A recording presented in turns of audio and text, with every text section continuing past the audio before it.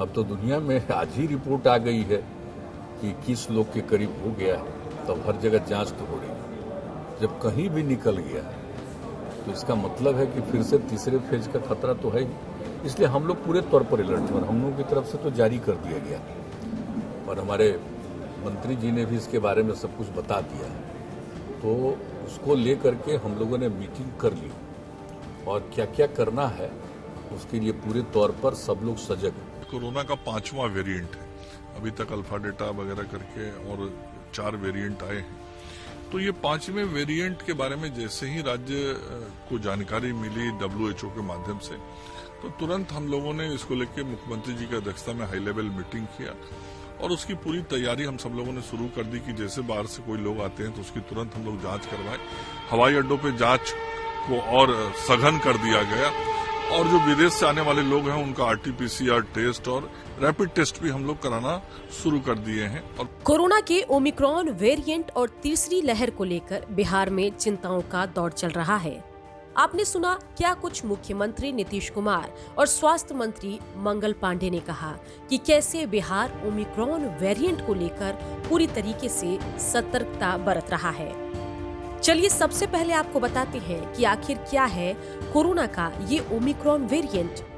Omicron SARS corona virus 2 जो कोविड-19 बीमारी उत्पन्न करता है उसी वायरस का एक वेरिएंट है जो बहुत सारे म्यूटेशंस के बाद जो स्ट्रक्चर वायरस के होते हैं उसके स्पाइक प्रोटीन में और डिफरेंट एरियाज में म्यूटेशंस होते हैं और उस म्यूटेशंस को एक्युमुलेट करने के बाद वायरस अपना नया प्रारूप बनाता है, नया वेरिएंट बनाता है, उसे ही ओमिक्रॉन नाम दिया गया।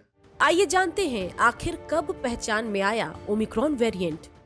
24 नवंबर को साउथ अफ्रीका में पहली बार इसकी पुष्टि हुई और 26 नवंबर को WHO ने इसे वेरिएंट ऑफ कंसर्न करार किया और इसका नाम ग्रीक अल्फाबेट के 15वें लेटर के नाम पर ओमिक्रॉन रखा गया। आइए अब जानें कि बिहार को इससे सतर्क रहने की क्यों जरूरत है। बिहार में ओमिक्रॉन के केसेस के लिए सचेत रहना बहुत जरूरी है क्योंकि ये बहुत तेजी से ट्रांसमिसिबल डिजीज है और थर्ड वेव के लिए ऐसा देखा जा रहा है कि यदि ये नया वेरिएंट इतनी तेजी से फैल रहा है तो अभी इसकी पैथोजेनिसिटी, इसकी सीवियरिटी की पुष्टि नहीं हुई कि कितना सीवियर इन्फेक्शन कर सकता है। लेकिन पास्ट में जो हमारे एक्सपीरियंस हुए हैं डेल्टा वेरिएंट को देखते हुए, जब वो अक्टूबर नवंबर में आया तो उसके बाद मार्च अप्रैल में बहुत तेजी से हमारे सोसाइटी में, हमारे बिहार के अंदर भी फैला। इसलिए अभी हमें बहुत सचेत रहने की आवश्यकता है। चलिए अब ये भी जान लेते हैं कि आखिर कितना खतरनाक है कोरोना का ये नया वेरिएंट। अभी आगे की बिहेवियर इसकी स्टडी चल रही है कि कितना हद तक ये घातक हो सकता है, लेकिन अभी तक के प्रारंभिक जो इसके रिजल्ट हैं, डेटा एनालाइज हुए हैं, उसमें बहुत सीवियर इन्फेक्शंस नहीं देखे गए हैं।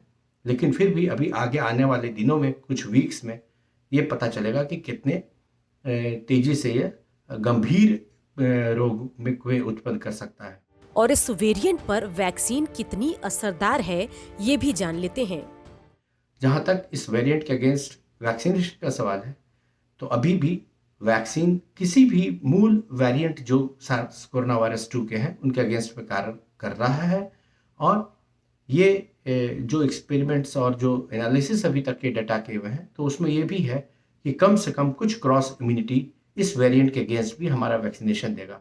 सबसे अहम बात अब आपको ये बताते हैं कि आखिर ओमिक्रॉन वेरिएंट से बचाव का क्या तरीका है। तो अभी हमारे पास बचने के जो साधन है बिहार के अंदर वो एक है तीव्र गति से सभी का वैक्सीनेशन होना और इसके साथ साथ जो सेफ्टी प्रोसीजर कोविड-19 से बचाव के हैं, जैसे मास्क का अनिवार्य रूप से प्रयोग करना, क्योंकि मास्क के प्रयोग से एक आप कोरोना वायरस के किसी भी वेरिएंट से बच सकते हैं, फ्लू से बच सकते हैं, ट्यूबरकुलोसिस से बच सकते हैं और पोल्यूशन से भी बच सकते हैं।